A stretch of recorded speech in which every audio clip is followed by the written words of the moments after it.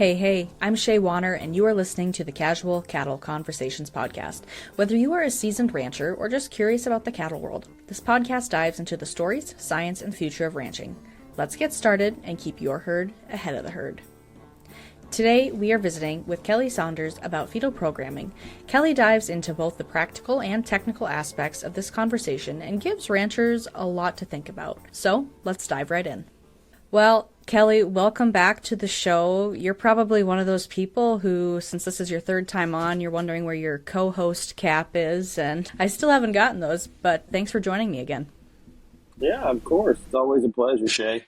So, to start off, usually I ask people, the first question is, why do you bet on the beef industry? But you actually answered that in a previous question. So, instead, I'm curious, why are you passionate about cattle nutrition? When I went to college, I was going to come home and farm and just follow in my dad's footsteps, really and truly. But I always loved cattle. I mean, from the time I was a little bitty boy, I played with all the baby calves in the pen and rode them. And I've just always just been passionate about cattle, period. And that was one of the things that said I would always want to do. And really, when I went to college and got into my master's work, it was just like, wow, I really just enjoy the heck out of this. It answered so many questions that I had in my mind. And just from then on, I just had a real passion. And that drove me to go on to, get my PhD in nutrition and do what I do today. And I think it's just mere love of cattle and the fact that, nutrition plays a vital role in so many aspects of the beef business, from starting today when we're talking about the subject we're going to talk about all the way to cattle hanging on the rail. It's all predicated on good nutrition, and I think that's what I like about it. Absolutely. It's a very important topic for sure.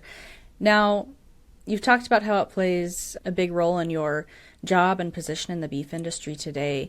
In case listeners missed those previous episodes, can you remind us, what your role is with Westway Feed Products? Today, not only do I work with our tech service team and manage that group, but very instrumental in leading our research efforts and product development efforts as well. And then that ties into my responsibilities on our quality side, as far as quality ingredients, quality of product, things of that nature, because they're all tied together, and so it makes a really nice fit. All right. Now we are going to jump into the topic of fetal programming today. So, on a broad level, can you explain what fetal programming is to the listeners out there? It's basically the restructuring or the change in structure of the DNA helix, right? And so we don't really change those DNA genes, but whenever some type of insult happens, there's a change in the methylation portion of that, which changes the structures. And really all it's doing is taking those particular genes and it's upregulating them or downregulating them. It could be turning them off or turning them on. And so ultimately, that's what epigenetics or fetal programming is. It's not a change in the genes, but what you do see is a change in the expression of those genes. So for instance, if you have cattle that are really high marbled and they go through some environmental insult, nutritional insult, especially for a long period of time or a specific time within the gestational cycle, then you can actually down-regulate those cattle so they don't marble near as well, just because they don't produce as many adipose tissue.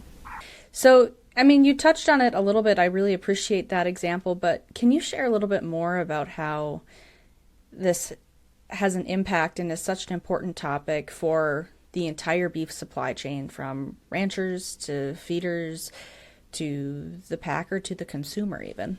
So if you just think about a producer's perspective, today, we've increased the quality of cattle across the country in a tremendous way through genetic selection, genetic testing, and then matching genetics and things of that nature. And so even though, a bull may have all the genetic merit for something, but that bull for some reason had some type of environmental or nutritional insult during during gestation, well, potentially he may not be able to express those genes near as well as he otherwise might. So they don't ever reach their genetic potential. And so that's potentially on the bull side that you just paid $10,000 for to really, increase the quality of the cattle that you're producing. And so, that $10,000 bull, may be worth 5,000 and worth 4,000 at that point in time, right? So having cattle that can reach their genetic potential is extremely important. Plus, then you have his offspring, right? So you paid a lot of money for a bull, and he may be perfect and he can do the whole thing, but if those cows that he's bred to, same deal, has some type of environmental insult, nutritional insult, and those offspring are go through some type of epigenetic change or epigenetic event, then again, they're not going to reach their genetic potential that you paid for. And so ultimately, just from the producer's standpoint, you could have a dilution of the value of those calves just because of the way we handle those cows during the wintertime, during the summertime, whenever those particular insults and events happen. And so that's just that side of it, right? And so that's a loss of income as well to a producer. There's also plenty of evidence that cattle that go through these epigenetic events also can have an impact on their health, increase in mortality, increase in morbidity as well on those cattle. So that's an automatic loss. And then much of that loss, and some of the data would indicate that actually happens before weaning. So you get a live calf on the ground. But for whether it's through diarrhea, whether it's through other health events, a lot of those cattle have a higher degree of mortality than, say, their counterparts that their dams were treated, or didn't have those particular epigenetic events. So from winging weight to health, and if those guys are going to be able to keep those cattle and take them all the way to the feed yard, then we have this whole aspect of, do they actually have as good a carcass yield as we would want them to, because maybe during that particular time, we didn't have the right muscle development, things of that nature, because they were stressed in a particular, especially the middle of gestation, so they don't yield as well. So there's less red meat yield. That affects the producer. That affects the whole packing plan, and affects the price of meat ultimately if it was a wide world event type situation, which that's really not the case. So that can affect all aspects, of the business. There's evidence too that just growth performance isn't always as good, and so that can affect the overall lifetime performance of that particular calf, and that's going to affect every single event in there. The other side, from a producer standpoint, even on the female side, is you also have negative effects on reproduction. There's been information shown that heifers that come out of some type of a nutritional event, especially for a long period of time, and those dams can have a reduced lifetime oocyte actual number. So they actually have less eggs that they can actually fertilize and become pregnant with. And so does that affect lifetime fertility of those particular heifers and those particular cows? Other, earlier work would have shown anywhere from a 15 to 20% reduction in heifers becoming pregnant compared to their counterparts. And so, again, that just goes back to number that affects, the number of cattle that are out there to be sold for a producer and even for the industry. I mean, you can take where we're at today, where we're short cattle. If you had very many of those situations in the country, well, that just reduces our numbers even further. So epigenetics and fetal programming can affect cattle in numerous fashions, right? And from health to performance to the quality of the cattle, quality grade of the cattle, the performance of the cattle, and reproduction of cattle. So it covers a wide array of factors in the beef industry. And a lot of that's just going to be dependent on where that nutritional insult occurred within the gestational cycle. Was it first trimester, middle, in the second trimester, third trimester? All those have a different impact on specific things in those offspring. The other factor is just how long that event and how severe that event will be, right, from a nutritional standpoint. Or environmental, something like heat stress has shown to have very, very similar type of effects. So it affects every segment of our industry through different factors, physiological factors of that animal. If that makes sense. Yeah, it does make sense, and I appreciate the variety of examples that you shared there.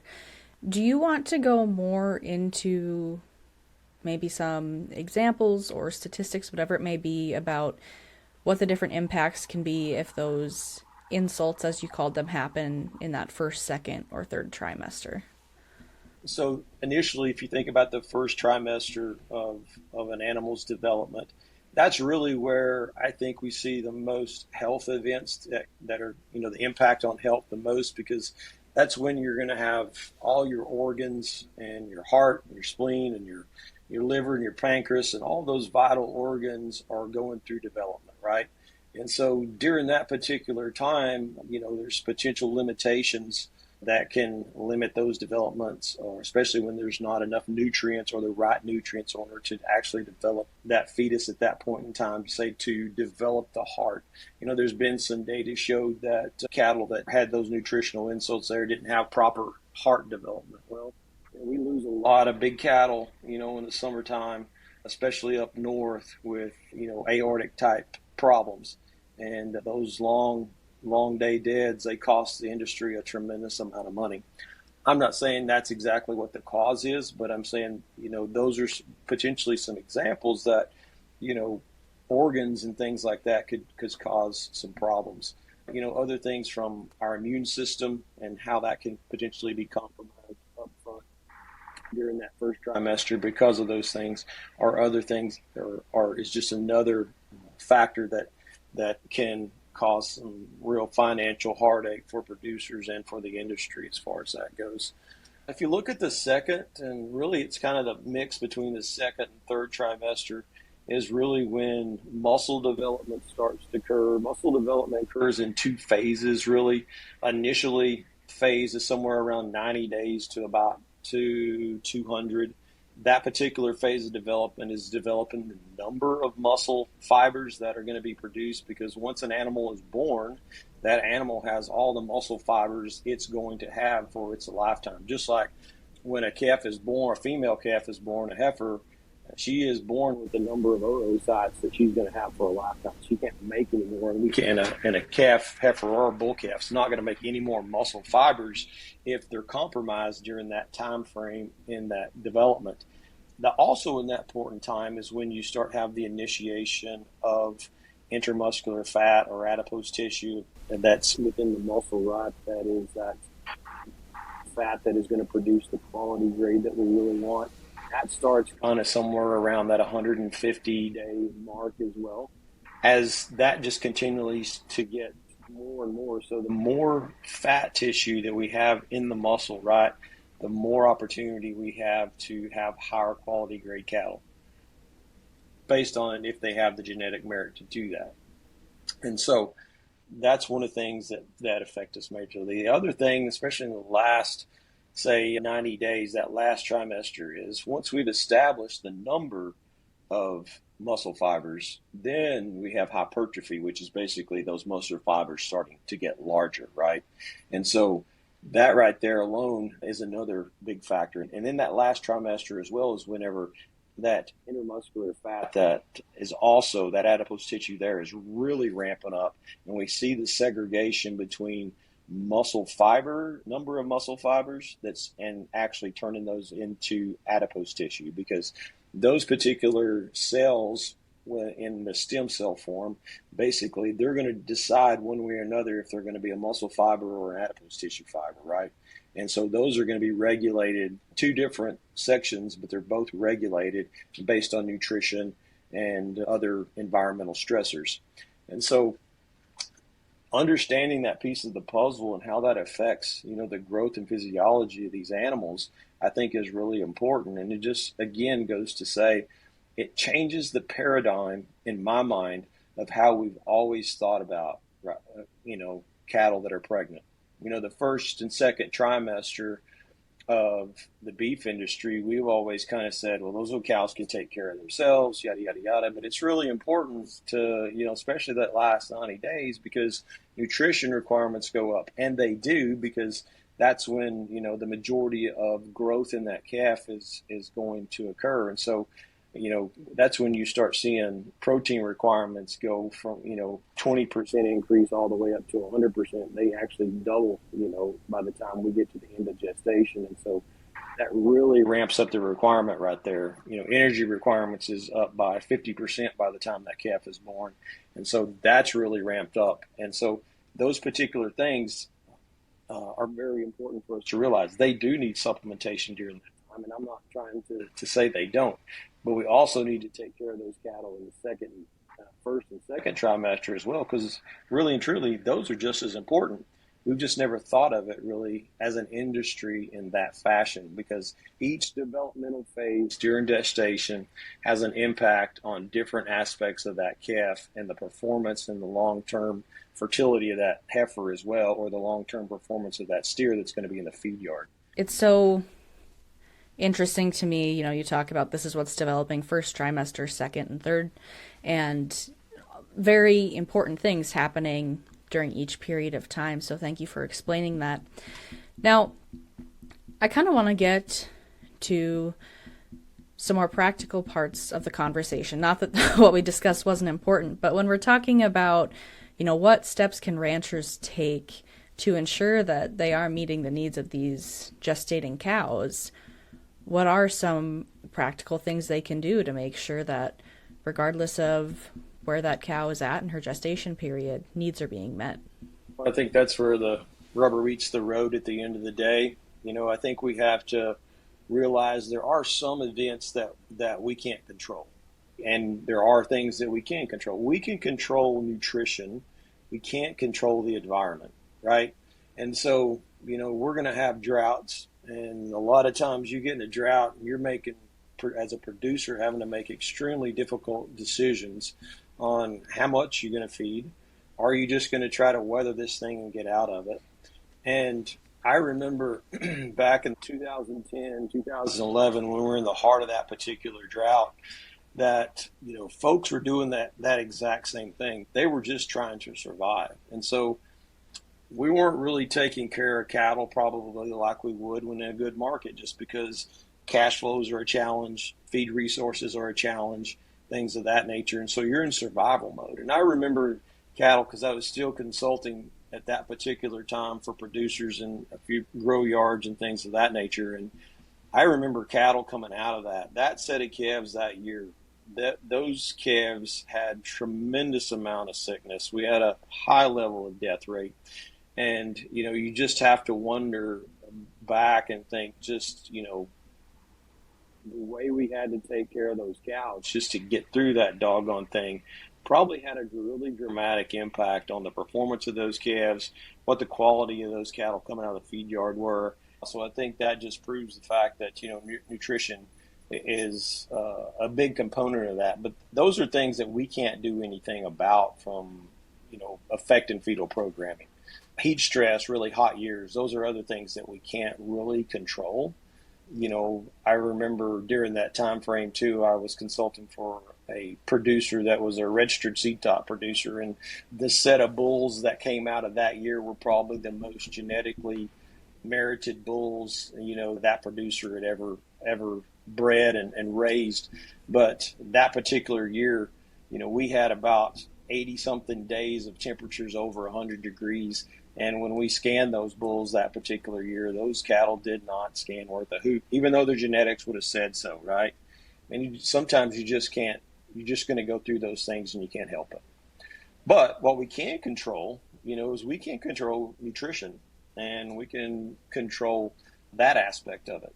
And so really making sure that we're paying attention to cows' body condition scores, really trying to keep those cows in a body condition score from a 5 to a 6 as best we can, is really important, especially, during those specific times of gestation, and not thinking, oh, well, she's just in she's in first, second trimester, I'm not going to worry about her. And when she gets too thin, then I'll do something about it, because really that's when you are potentially creating some epigenetic effects, when cows are losing body condition score because we're not really paying attention to them. There's been some programs out there, Shaye, that's been developed over the years. I've worked with producers on an actual annualized feeding program where we use liquid feed that has a higher fat value to it to be able to keep that product out year round. Initially you think to yourself, oh my gosh, that'd eat us out of house and home, but that's really not what we found. Once cows are in that body condition score 5 to a 6, they're really much more efficient with nutrients in that window than they are when they're actually in a body condition score 4, 4.5. And so, If you can keep them there, you can keep them there with less feed. And that's kind of what we found out over the last 20 years by working with producers in that particular program.